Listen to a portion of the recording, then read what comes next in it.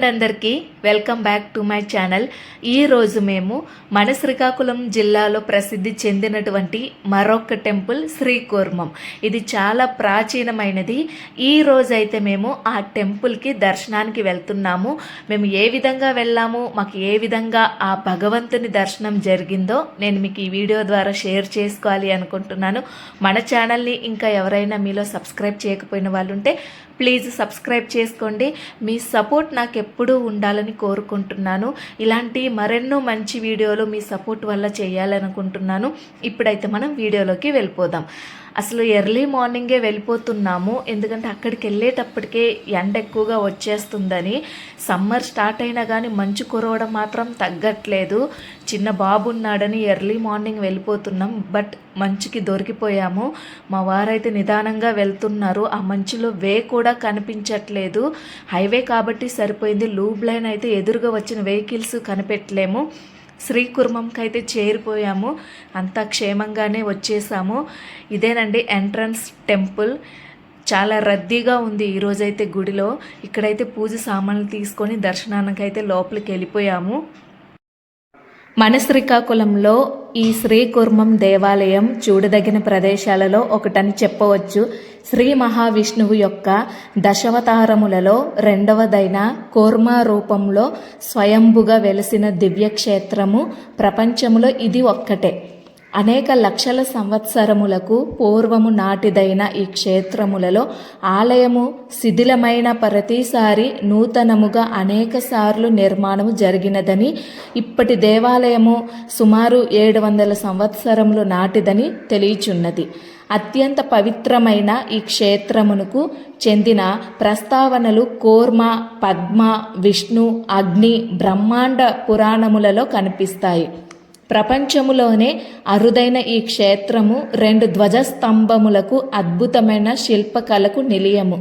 అజంతా ఎల్లోరా గుహలలో వలె సహజ సిద్ధమైన రంగులతో శతాబ్దాల క్రితమే చిత్రించబడిన కుడ్య చిత్రాలు ఇచ్చట ప్రత్యేకత. వారణాసి అంటే కాశీ, పూరి క్షేత్రములలో సమానమైన మహిమ కలిగిన మోక్ష స్థానము కనుక ఇచ్చట శ్వేత పుష్కరిణిలో పితృకార్యములు జరిపించుట వలన మోక్షము కలుగునని నమ్మకము.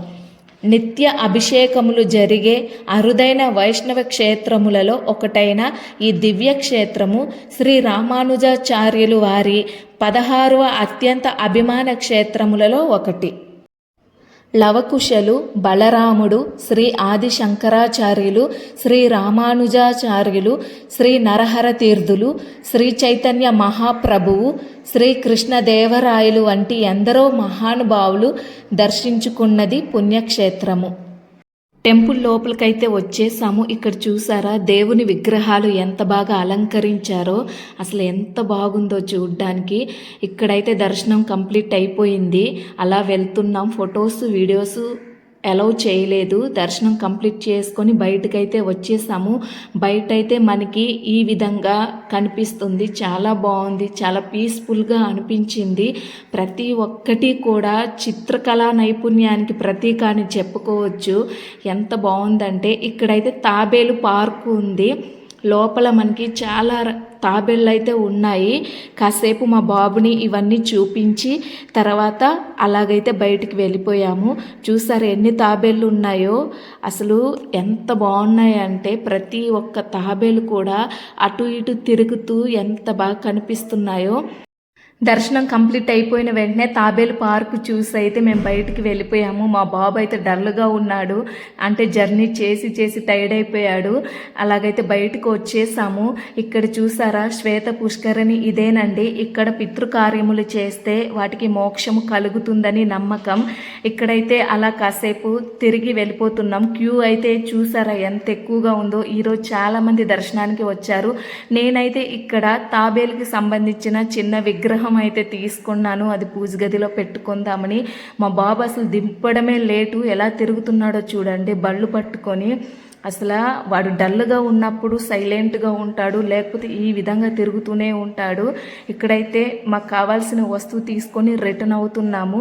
చూసారు కదండి ఈ వీడియో కానీ మీకు నచ్చినట్లయితే ప్లీజ్ లైక్ చేయండి, షేర్ చేయండి, సబ్స్క్రైబ్ చేసుకోవడం మాత్రం మర్చిపోద్దు. అలాగే మీలో ఎవరైనా శ్రీకూర్మం దర్శించుకున్నట్లయితే నాకు కామెంట్స్ బాక్స్లో కామెంట్ చేయండి.